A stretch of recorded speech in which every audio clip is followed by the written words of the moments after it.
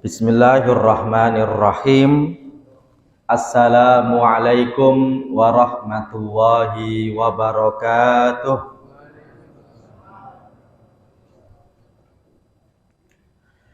Alhamdulillahilladzi anzala as-sakinata fi qulubil mu'minin liyazdadu imanan ma'a imanihim. Salatullahi wa salamuhu ala habibina wa syafi'ina wa qurrati a'yunina sayyidina wa maulana Muhammad asyrafil anbiya'i wal mursalin al mab'usi rahmatan lil alamin wa ala alihi wa ashabihi wa man sara ala nahjihi ila yaumiddin. Rabbi syrah li sadri wa yassir li amri wahlul 'uqdatam min lisani yafqahu qawli, amma ba'du. Bapak-bapak, ibu-ibu jamaah Masjid Al-Hidayah yang tentunya tak lupa di awal kajian ini saya berharap memohon kepada Allah Subhanahu wa taala, semoga bapak-bapak, ibu-ibu yang hadir pada kesempatan kali ini senantiasa selalu dalam keadaan sehat walafiat.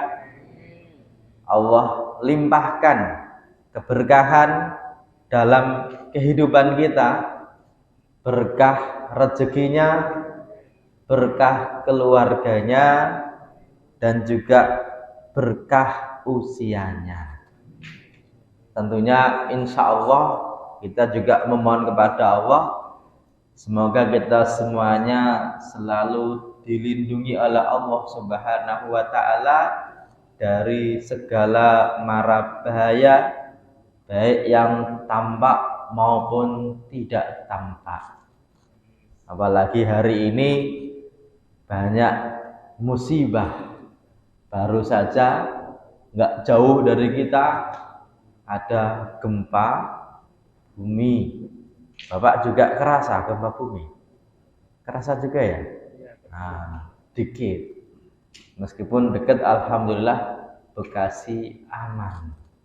Tentunya juga kita doakan semoga saudara-saudara kita yang mungkin hari ini sedang terkena musibah, Allah limpahkan kesabaran, Allah berikan pahala, dan juga semoga diganti musibah itu menjadi lebih baik lagi. Inilah doa yang diajarkan oleh Nabi ketika orang itu terkena musibah. Ketika orang terkena musibah, biasanya disunnahkan untuk membaca apa? Tarji', yang kita kenal dengan apa?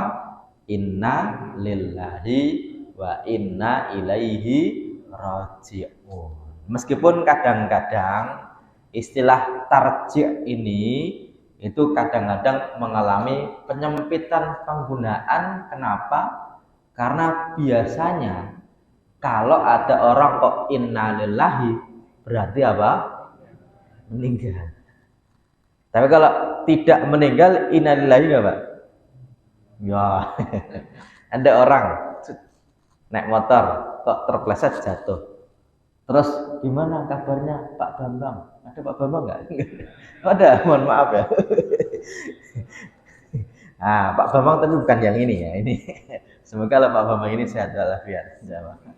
Ketika oh iya kemarin dia jatuh gitu kan. Wah, innalillahi wa inna ilaihi raji'un. Kan belum meninggal kok innalillahi. Makanya orang kita itu mengalami penyempitan penggunaan kalimat karena innalillahi hanya ketika untuk orang yang meninggal. Padahal setiap musibah itu ya bacaannya inna lillahi wa inna ilaihi raji'un. Itu yang diajari oleh Nabi. Tapi ada juga doa tambahannya yang mungkin doa ini Pak juga tak kalah penting ketika kena musibah. Nabi mengajarkan selain tarji' ditambah doanya. Doanya bagaimana? Anda tahu? Allahumma jurni fi musibati wakhluf li khairan minha. Sudah hafal? Belum. Ini doa ketika dapat musibah apapun. Saya akan artikan dulu, kalau nanti doanya pakai bahasa Arab bagus, kalau enggak pakai bahasa Arab, pakai bahasa Indonesia juga enggak masalah. Allahumma jurni, ya Allah, berikanlah aku pahala fi musibati, dalam musibahku. Wakhlufli, dan semoga engkau ganti kepadaku khairan minha, dengan yang lebih baik. Karena Pak, ketika orang kena musibah itu 3 hal ini penting. Yang pertama, kita yakin kita punya Allah dan kembali kepada Allah. Yang kedua, kita minta kepada Allah semoga musibahnya jadi pahala. Yang ketiga, semoga musibahnya diganti lebih baik. Yang pertama Pak, tarji itu artinya apa? Inna lillahi, kita itu semuanya milik Allah dan akan kembali kepada Allah. Makanya ketika orang kena musibah kok yakin semuanya kembali kepada Allah, insya Allah Pak, seberat apapun, sebesar apapun musibah, kita yakin kita punya Allah yang maha besar. Ya Pak ya. Oke, ini yang pertama sebagai penguat keimanan, karena kadang-kadang kita meragukan Allah, kadang-kadang meragukan kekuasaan Allah. Apa mungkin aku kini sembuh, orang nyari obat kemana-mana, ya Pak ya, kadang-kadang malah jadi ragu. Termasuk Pak, ketika orang dapat musibah, kadang-kadang tidak jadi pahala, jadinya dosa. Kok bisa Pak? Orang ke masjid, sandalnya hilang, warnanya biru, habis beli, mereknya Swallow, ya Pak ya. Ini sandal yang paling mudah hilang. Saya kalau kesini kalau pakai sandal jepit, hati-hati. Alhamdulillah, itu untung ya. Cuma sekali, nggak sering. Karena saya yakin nggak hilang, cuma dipinjem, ya Pak ya. Cuma kadang-kadang begini, ketika barang kita hilang, itu kan musibah ya Pak ya. Giliran ada teman kita kok punya sandal biru persis dengan kita, suuzon nggak Pak? Loh, kok persis? Pantesan kemarin pulangnya cepet, ya Pak ya. Di tempat saya itu gorong-gorong depan rumah itu Pak, itu hilang dari besi. Kebetulan kita berobat di klaster gitu, ada 11 rumah gitu ya. Kita itu seklaster Pak, itu curiga semuanya kepada yang biasanya ngambil besi. Siapa? Tukang rosok. Bapak tahu tukang rosok Pak?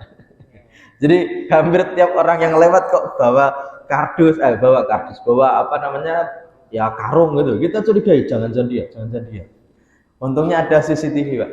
Ya, jadi kita itu sudah suudzon kepada banyak orang. Tapi ketika lihat CCTV, ternyata yang ngambil apa? Tukang ngantar galon Pak.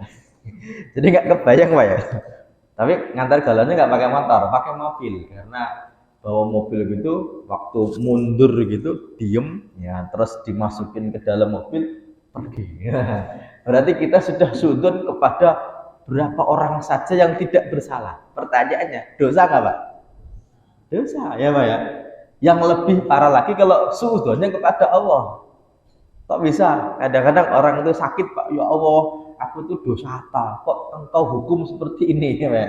Padahal bisa jadi bukan dalam rangka menghukum, dalam rangka biar kita dekat kepada Allah. Ada orang Pak, ketika masih sehat nggak ingat masjid Pak. Kenapa? Sibuk ya Pak ya. Ditanya, kenapa jarang ke masjid? Iya, kemarin pulangnya jam 7 dari kantor. Kok subuh nggak ke masjid? Iya, berangkatnya sebelum subuh. Ada apa ya? Giliran kakinya bengkak Pak, baru ingat apa? Masjid. Makanya ini agak beda dikit sama Nabi. Kalau Nabi itu sholat sampai kakinya bengkak, kalau dia Pak kakinya bengkak baru ingat sholat ya.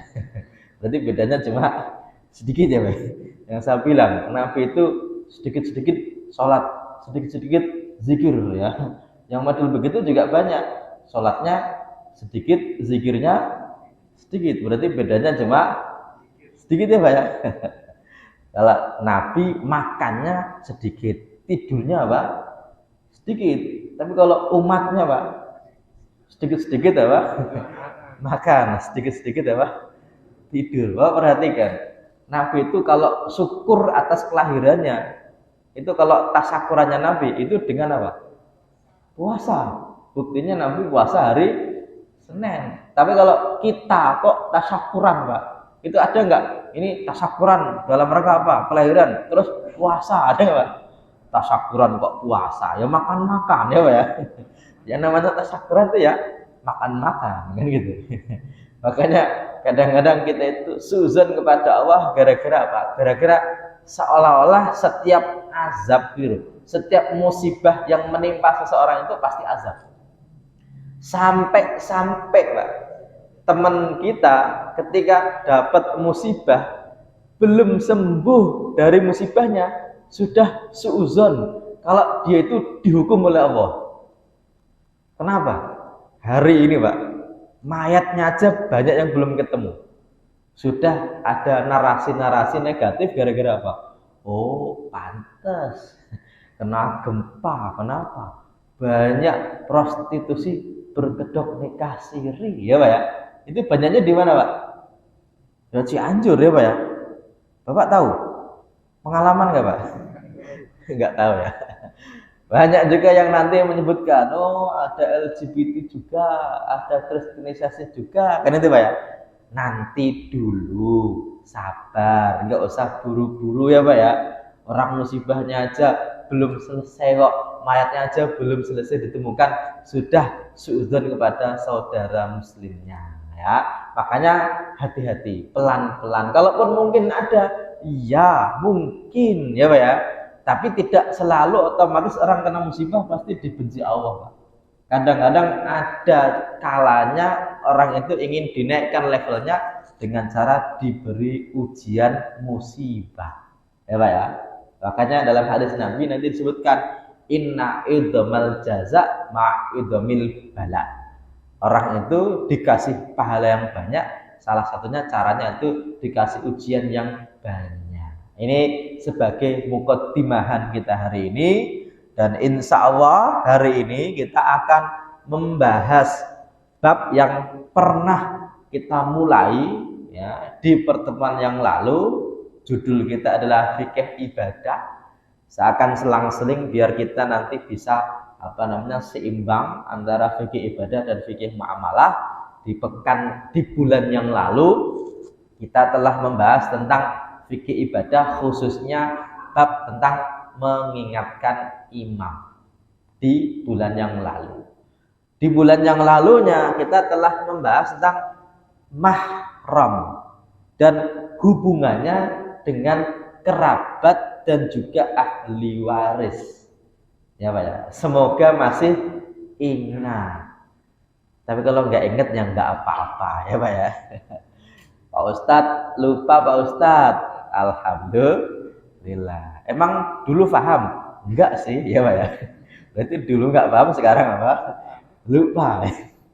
Enggak Pak Ustadz. Ya kan namanya orang itu kan banyak pikirannya ya Pak ya. Karena saya yakin Bapak ini banyak yang dipikirkan. Makanya ketika ngaji begini ini ceritanya sedang apa? Menghadiri taman-taman surga, sedang santai-santai, sedang healing rohani kita ya Pak ya.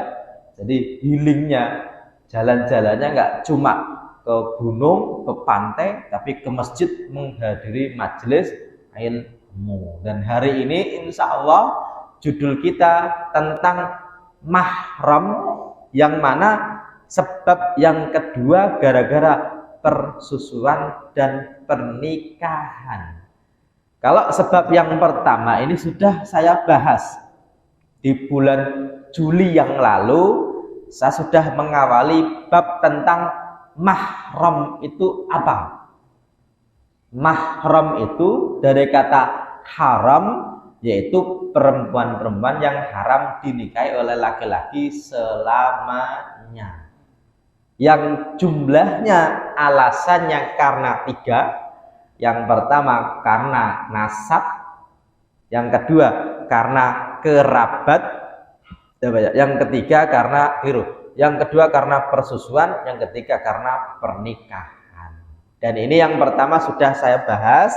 Semoga masih ingat, kalau enggak saya akan sedikit review. Seorang laki-laki itu diharamkan menikahi saudara mahramnya Yang pertama gara-gara nasab. Jumlahnya ada 7 pihak saja. Kalau tidak di sini berarti bukan termasuk mahram. Saya contohkan, seorang laki-laki, nomor satunya yaitu ibunya, ya Pak ya. Berarti ibu kandung itu mahram. Nomor 2, anak perempuannya. Oke. Nomor 3, saudari, baik kandung, baik seibu maupun seayah. Namanya saudari, ya Pak ya. Kemudian nomor 4, bibi, saudarinya ayah. Kemudian nomor 5, bibi tapi saudarinya ibu. Kalau bahasa Indonesianya tidak dibedakan. Jadi bude, bule, bibi itu dalam bahasa Indonesia tidak dibedakan, dalam bahasa Arab dibedakan. Saudarinya ayah namanya ammatun, saudarinya ibu namanya kholatun. Ya, ini dua-duanya termasuk mahram. Yang ketujuh adalah keponakan, yaitu anak perempuan dari saudara maupun saudari kandung atau seayah atau seibu. Berarti mahram karena nasab jumlahnya ada berapa? 7, ya Pak ya. Oke, selebihnya berarti bukan mahram meskipun kerabat. Oke, contohnya siapa? Seorang laki-laki punya ayah. Ayahnya punya saudari kandung, berarti saudari kandung ayah mahram nggak Pak? Mahram, karena apa? Nasab. Tapi kalau anaknya bibi atau anaknya mahram nggak? Apa? Namanya apa namanya? Keponakan bukan, namanya apa? Sepupu, ya Pak ya. Berarti sepupu itu mahram nggak? Tidak, tapi kerabat. Kenapa kerabat? Karena simbahnya sama, ya Pak ya. Simbahnya kan sama tuh.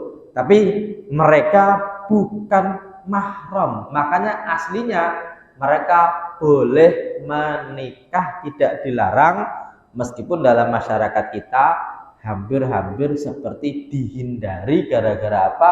Orang simbahnya aja sama, ya Pak ya. Nanti khawatirnya jelek ketemu jelek, ya Pak ya. Khawatirnya genetiknya nanti jadi jelek. Padahal belum terbukti. Ya, saya itu tetangga kampung saya di sana itu di Semarang itu Pak, itu punya kebiasaan menikah sepupu itu enggak menjadi suatu yang aneh, biasa. Ya. Alasannya sederhana Pak. Alasannya Pak, dulu simbahnya itu sawahnya banyak, dibagi-bagi ke anak-anaknya. Sekarang anak cucunya tadi itu nikah, jadi sawahnya sekarang ngumpul lagi. Jadi dan ternyata anaknya juga enggak yang langsung jadi jelek terus bodoh, yang enggak juga, ya biasa aja seperti yang lainnya. Artinya apa? Ada orang yang kerabat tapi bukan mahram, ya Pak ya. Oke. Apalagi kalau nanti sudah agak jauh, misalnya seorang laki-laki dan misalnya Pak punya bibi, bibinya punya anak, anaknya punya anak lagi, itu agak jauh. Contohnya apa? Nabi Muhammad Shallallahu Alaihi Wasallam itu bapaknya namanya siapa? Abdullah. Bapaknya Abdullah namanya Abdul Muttalib, ya Pak ya. Abdul Muttalib itu selain punya anak Abdullah, juga punya anak namanya Abu Thalib. Berarti Abu Thalib siapanya Nabi Pak? Paman. Terus Abu Thalib punya anak namanya Ali bin Abu Thalib. Berarti Ali bin Abu Thalib apanya Nabi? Sepupu. Nabi punya anak perempuan namanya Fatimah. Dinikah oleh Ali. Boleh nggak Pak? Sudah jauh. Kenapa? Karena orang anaknya Abu Thalib saja kalau ada yang perempuan dinikah Nabi aja boleh. Apalagi anaknya Nabi yang perempuan itu Fatimah nikah dengan Ali bin Abu Thalib. Makanya Ali itu Pak dari kecil ikut Nabi. Dari kecil. Karena apa? Karena Pak Abu Thalib ini anaknya banyak, ya Pak ya. Tapi Nabi dulu waktu kecil juga dirawat sama Abu Thalib. Giliran Nabi menikah dengan Khadijah, Khadijah duitnya banyak. Makanya Ali dari kecil ikut siapa? Nabi. Tapi dinikahkan dengan Fatimah. Ya Pak ya, punya anak nanti yang terkenal dua, Hasan, Husain. Dan sampai hari ini keturunan Nabi yang masih ada itu kalau enggak Al-Hasani Al-Husaini. Jadi kalau Habib hari ini Pak, itu kebanyakan yang di Indonesia Al-Husaini. Tapi banyak juga yang Al-Hasani. Al-Hasani nanti ada Sayyid Alawi Al-Maliki Al-Hasani dari Mekah yang banyak jadi gurunya kiai-kiai orang Indonesia. Termasuk nanti Syekh Syadali juga Al-Hasani dan sebagainya, banyak yang Al-Hasani. Tapi biasanya kalau Al-Hasani itu biasanya keilmuan biasanya. Tapi kalau Al-Husaini macam-macam. Ada yang jadi penyanyi ya Pak ya. Ada yang jadi politikus, ada. Nanti ada Al-Attas, orang Indonesia nyebutnya Alatas. Alatas itu dari Al-Attas ya Pak ya. Itu marga-marga dari Al-Husaini. Ya. Kemudian ini yang pernah kita bahas, hari ini saya akan membahas yang berikutnya, itu haram karena persusuan. Dalam bahasa Arabnya ya haram karena persusuan ini nanti sahabat biru. Apa namanya? Di zaman dulu ya Pak ya. Dalam bahasa Arabnya nanti ada istilah rodoah. Jadi Pak, keharaman seseorang tidak cuma karena nasab, tapi kadang-kadang karena saudara sesusuan. Meskipun Pak, untuk kelas hari ini, zaman hari ini, mungkin ini tidak begitu masyhur. Kenapa tidak begitu masyhur? Ketika ada anak bayi, kok tidak mau minum susu dari ibunya, atau kurang susunya, atau rebutan sama bapaknya. Ini Pak, kira-kira bayinya itu dikasih minum siapa? Sapi. Jadi bayinya suruh minum susu sapi, susu ibunya diminum sama bapaknya bayi ya Pak ya. Ya karena nggak mau Ustadz. Memang ada Pak, anak yang nggak mau tak ada ya Pak ya. Ya kadang-kadang Pak, ada yang mau sebelah saja. Saya itu punya tetangga itu Pak. Anaknya itu cuma mau yang kanan saja, yang kiri itu nggak mau. Tapi karena produksinya tidak berimbang, ya kan mau nggak mau di booster dengan booster AC itu ya. Cuma qadarullah ternyata ketika yang kiri kok nggak diambil, ternyata Pak itu jadi kelenjar yang harus diangkat seperti tumor Pak. Makanya untuk kelas hari ini mungkin tidak begitu masyhur yang namanya persusuan atau disusukan orang lain, karena sudah ada susu formula ya Pak ya. Hanya saja ternyata sekarang juga muncul gerakan apa? Sedekah putih namanya. Sedekah putih itu gini. Ada ibu-ibu seorang yang kerja di kantor, punya anak, ketika berangkat kerja, sebelum berangkat itu buat susu tapi dipamping dari susunya. Dipamping itu di apa? Ya diperas ya Pak ya. Bukan diperas ya. Ya inilah diambil ya Pak ya, pakai alat gitu ya. Dipompa. Betul, dipompa. Terus ditaruh di plastik khusus, ditaruh di kulkas. Ketika kerja Pak, sambil bawa alatnya dan dipamping juga, ditaruh di kulkas kantor. Ya Pak ya. Semakin banyak, oh ini banyak banget nih, ya udah anaknya siapa yang mau kan itu Pak ya. Sampai saking banyaknya di rumah Pak, dibuat puding Pak, sekeluarga minum semuanya ya Pak ya. Dan ini kadang-kadang memang hari ini menjadi sesuatu yang berlaku di masyarakat. Kalau ada wanita yang punya anak kecil kok kurang susunya atau tidak mau nyusu dari ibunya, kadang-kadang dikasih sama temannya. Padahal dalam Islam yang seperti itu hukumnya boleh, tidak masalah, tapi akan ada konsekuensi hukumnya. Ya, ya.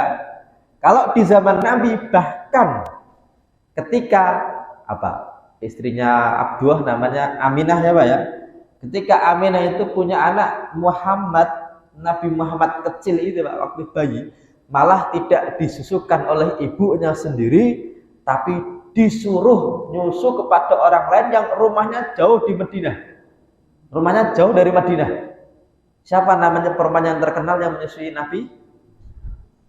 Halimah dari Bani Sa'ad, makanya terkenal Halimah As-Sa'diyah. Ini Pak yang menyusui kepada Nabi. Makanya Nabi itu nggak punya saudara kandung karena bapaknya meninggal waktu masih kecil, ibunya meninggal juga Nabi ketika masih kecil. Ya Pak ya. Bahkan mungkin Abdullah itu meninggal ketika Nabi belum lahir. Makanya praktis Nabi nggak punya saudara kandung.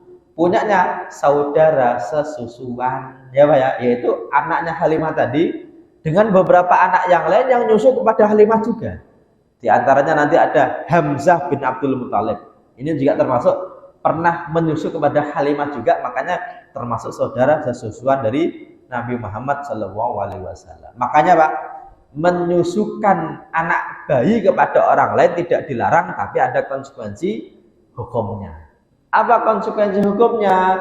Ketika perempuan menyusu kepada anak laki-laki, maka anak laki-laki tadi jadi anak mahramnya perempuan tadi. Ya Pak ya.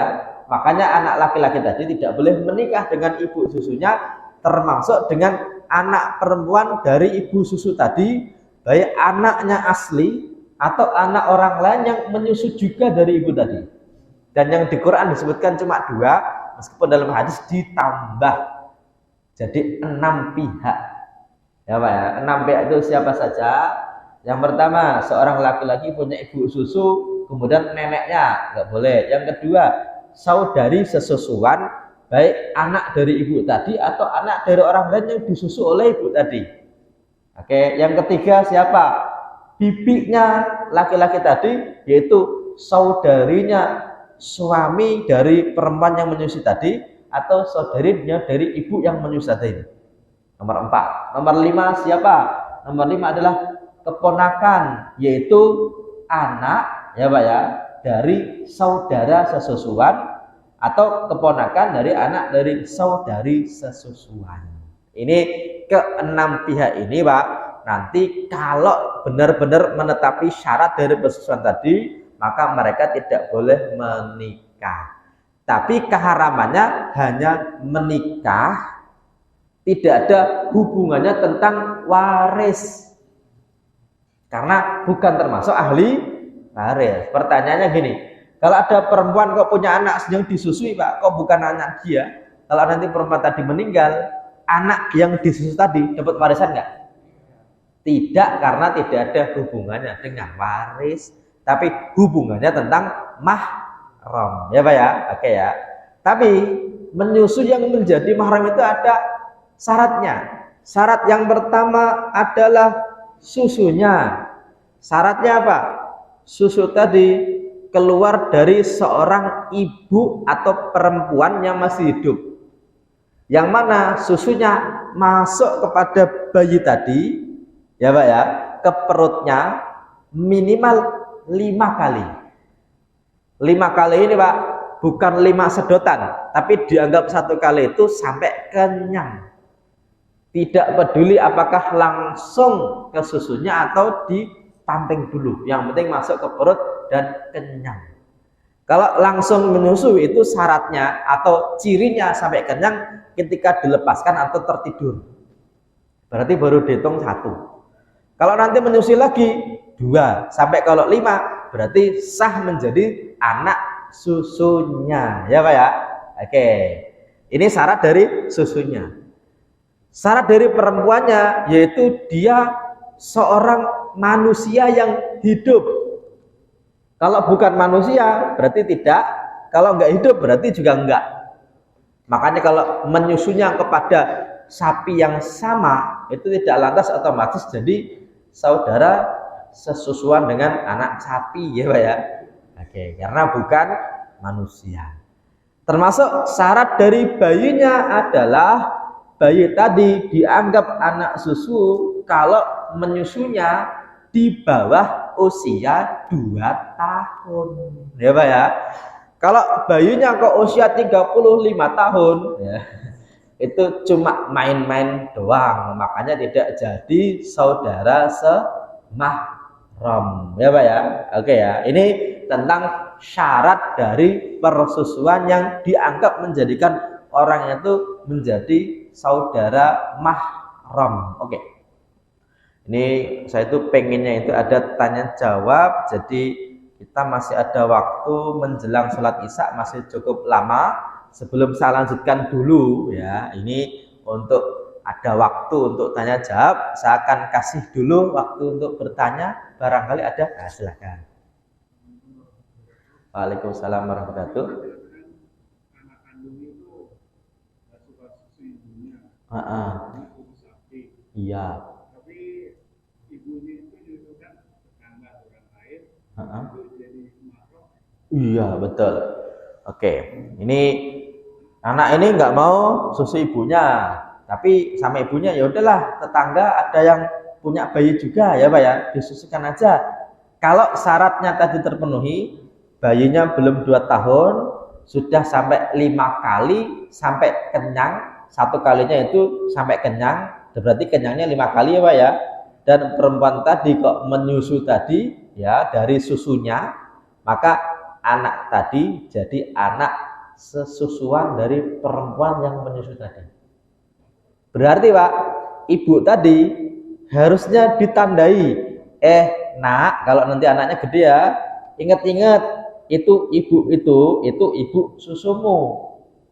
Dan kalau ibu tadi kok punya anak susu yang lain atau punya anak perempuan, ingat ya nak ya, itu saudari sesusumu.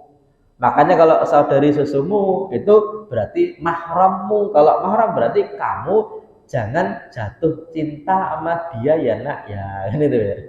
Makanya ketika orang itu kok menyusukan kepada anaknya orang lain, Pak, itu harus dikasih tahu anaknya. Biar nanti kalau di kemudian hari kok sudah sama-sama dewasa, kok nggak tahu karena dia bukan apa, ternyata tidak tahu kalau dia saudara sesusuan, kok sampai nanti menikah, ya Pak ya, itu berarti dilarang Pak. Makanya seorang perempuan yang anaknya tadi nggak mau nyusu ibunya, terus disuruh nyusu kepada tetangganya, ya kalau syaratnya terpenuhi, maka anak tadi jadi apa? Anak susu dari ibu tadi, dengan konsekuensi anak tadi nggak boleh menikah dengan anaknya ibu tadi, tapi boleh berduaan, boleh menyentuh dan lain sebagainya, sebagaimana bolehnya kepada mahram. Oke, bisa difahami insya Allah ya. Ibu-ibu biasanya ada yang pengen bertanya Bu? Oh iya. Iya, betul. Ini kalau ternyata sudah sampai menikah, bagaimana Ustadz? Jawabannya gini, dipastikan dulu benar-benar sudah memenuhi syarat persusuan yang menjadikan mahram atau tidak. Ini yang pertama. Karena kadang-kadang gini, dulu nak, kamu pernah nih saat tinggal ke pasar, kamu saat titipkan ke tetangga, malah disusuin sama tetangga tadi. Wah kan berarti kamu jadi saudara susuan. Enggak, kalau cuma sekali berarti belum memenuhi syarat. Tapi kalau ternyata ibunya tadi juga bersaksi, iya kamu itu anak susuku, nggak cuma sekali, orang berkali-kali sampai kamu gede ya Pak ya, kamu udah anggap anakku sendiri. Oh berarti ini udah jadi saksi untuk menjadi ibu susu, dan ibunya asli juga bilang, iya nak itu tuh saudari sesusumu. Berarti secara hukum pernikahan itu tidak sah. Kalau tidak sah, berarti meskipun sudah angkah tuka, sudah qabil tuh, berarti pernikahannya tidak lanjut. Lah, itu dia. Yang repot anaknya gimana ya? Inilah makanya ketika anak perempuan, anak laki-laki kok pernah disusukan kepada orang lain, hati-hati. Jangan sampai nanti di kemudian hari kok ternyata menikah. Saya itu punya tetangga, punya teman lah. Dia bilang gini, Pak Ustadz, ibuku tuh mewanti-wanti banget, selalu bilang sebelum saya menikah itu, nak kamu jangan sama dia, jangan sama dia. Kenapa? Itu saudari sesusu. Ya, itu orang tuanya tahu. Kalau sampai menikah, pertanyaannya, emang wali perempuannya tadi nggak tahu kalau itu anak susunya? Kan yang menikahkan kan wali perempuan ya Pak ya. Kalau sampai nggak tahu, kebangetan nih. Makanya Pak, kalau ada anak kok disusukan oleh ibunya orang lain, kalau sudah 4 kali, ingat mau nambah lanjut atau enggak? Kalau lanjut sampai 5 kali, berarti otomatis jadi anak susu. Berarti harusnya keluarga besar tahu. Kalau sampai nikah, kok ternyata ketahuan ternyata saudara susu, berarti dipisahkan oleh negara, anaknya berarti ikutnya bisa bapaknya, bisa ibunya, binnya kepada bapaknya nggak masalah, karena pernikahan tadi awalnya tidak tahu kalau saudara apa sesusu ya. Makanya apa namanya, dalam bab menyusui anak itu boleh tapi harus hati-hati, dan yang jadi konsekuensi hukum Pak itu hanya susu saja. Makanya dalam Islam ada saudara sesusu. Kalau bapak kok donor darah, darahnya masuk ke badannya orang lain, itu tidak jadi saudara sedarah ya Pak ya. Nah, hanya saudara sesusu saja, karena anak kecil itu ada apa namanya masa di mana dia membentuk tubuhnya. Semoga bisa diterima jawabannya Bu. Insya Allah ya Pak ya. Oke. Ada lagi dari bapak-bapak? Silakan satu. Waalaikumsalam warahmatullahi wabarakatuh. Ingat pentingnya mahram yang adanya keturunan yang secara hukum agama tidak sah. Iya. Itu bagaimana ketika dari pihak KUA, termasuk mudin, kalau di desa kan namanya mudin. Itu dibekali, sebab di desa-desa itu banyak karena terburu masalah harta itu tidak pandang hal seperti itu. Terima kasih. Pertanyaannya berarti Kak, dari pemerintah mengingat pentingnya mahram, dari saudara atau sesusuan itu, apakah dari pihak KUA termasuk pembantu pernikahan di desa itu tidak dibekali? Betul ya, oke. Ini bagus banget pertanyaannya. Kalau hal ini penting, apakah KUA itu kok tidak membekali hal itu ya Pak ya? Ini Pak menjadi apa PR bersama nih. Kenapa? Karena KUA itu Pak, itu tugas utamanya adalah mencatat catatan sipil. Ya, berarti tugas utamanya apa? Mencatat. Ya Pak ya. Berarti kalau sudah dicatat berarti sudah sah kan gitu Pak ya. Maksudnya sah secara negara. Lah kalau tugas edukasinya dari siapa Ustadz? Ya dari siapa ya?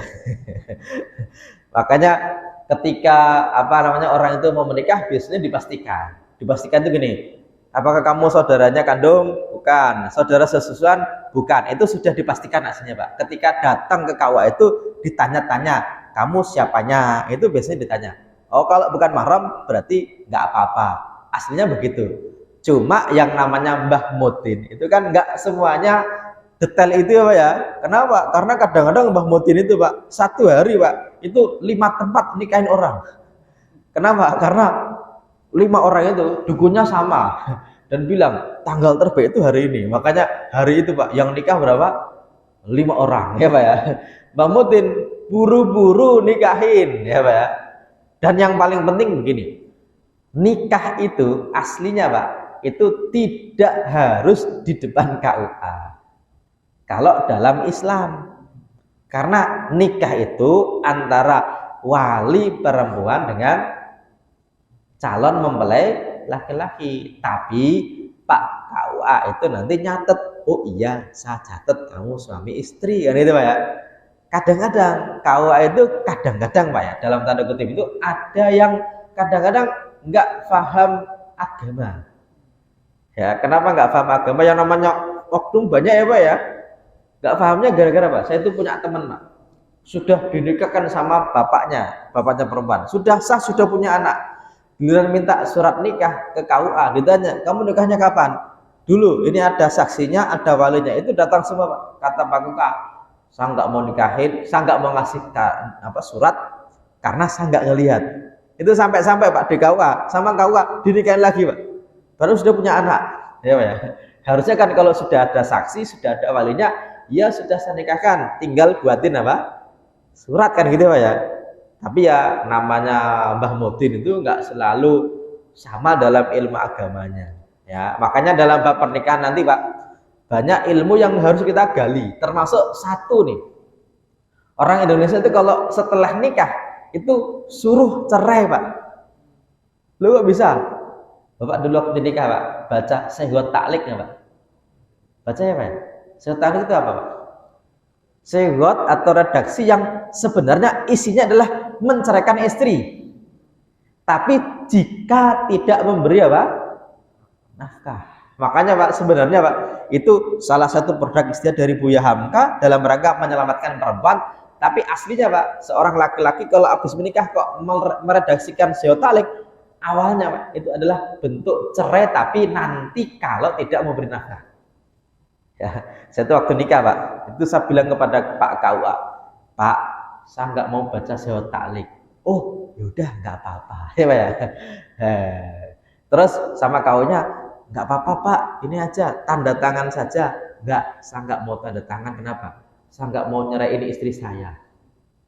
Ya, tapi Pak KUA kadang-kadang nggak paham kalau itu ternyata Sehgot Taklik itu apa? Isinya adalah cerai. Kan jika aku tidak menafkahi istriku, kan gitu ya, selama 3 tahun misalnya gitu kan, terus nanti istriku lapor kepada ini, maka jatuhlah apa?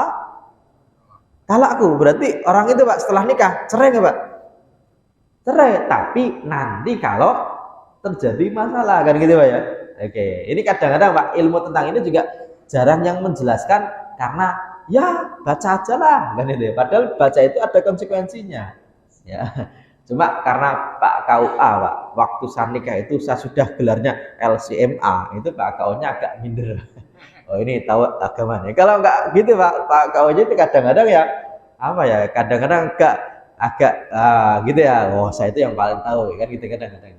Makanya apa namanya untuk di Indonesia mungkin saya belum tahu untuk konsep di negaranya apakah ada penyuluhnya atau tidak, saya belum tahu. Tapi biasanya Pak dikonfirmasi lagi, kamu siapanya, saudaranya bukan, oh bukan, terus kamu saudara susu atau bukan, bukan, ya udah berarti boleh, biasanya gitu.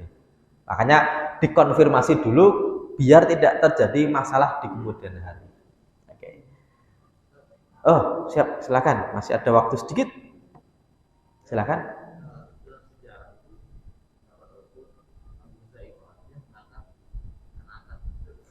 Iya.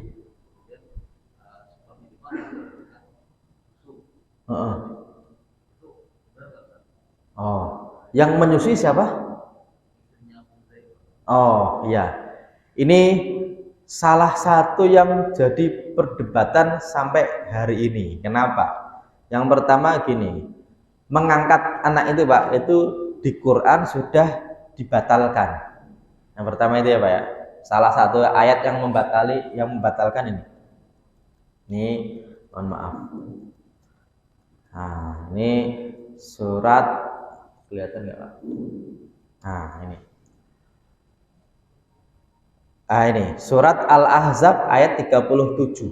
Satu-satunya sahabat Nabi yang ada namanya dalam Al-Qur'an yaitu siapa? Zaid bin Harithah. Zaid ini Pak dulu terkenal dianggap sebagai anaknya Nabi. Tapi bukan anak asli tapi anak angkatnya. Makanya dalam ayat ini dikatakan falam maqadha Zaidun min hawataran zawwajnakaha likai la yakuna 'alal mu'minina harajun fi azwaji adiyaihim idza qadha minhunna wataran wa kana amru wahi maf'ula. Sampai-sampai akhirnya Quran bilang Zaid itu bukan anakmu ya, karena bukan anak nasabmu. Dan ketika Zaid itu menikah dengan perempuannya diceraikan, perempuan tadi Pak itu dinikahi oleh Nabi sebagai bentuk bahwasanya sudah tidak lagi ada anak angkat. Yang pertama itu.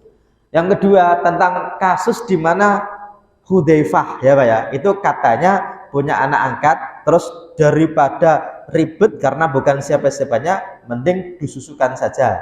Ini yang nanti jadi perdebatan di antara para ulama tentang apakah anak yang sudah lebih dari 2 tahun kalau disusukan oleh perempuan itu apakah jadi anak susunya atau tidak. Mayoritas ulama menyebutkan itu tidak terjadi. Kenapa? Karena ada hadis yang menyebutkan innamar radha'atu minal maja'ah, sesungguhnya radha'ah itu dari kehausan atau apa? Anak yang kalau minum itu jadi kenyang. Lah orang dewasa ketika minum karena nggak kenyang berarti tidak dianggap sebagai anak susu. Hanya saja beberapa ulama nanti punya pendapat enggak, yang nyuruh itu tuh Aisyah. Ya Pak ya. Nah Aisyah itu kan dari siapa? Pastinya dari Nabi. Lah ulama bilang Aisyah kan belum tentu dari Nabi, bisa jadi pendapat beliau saja.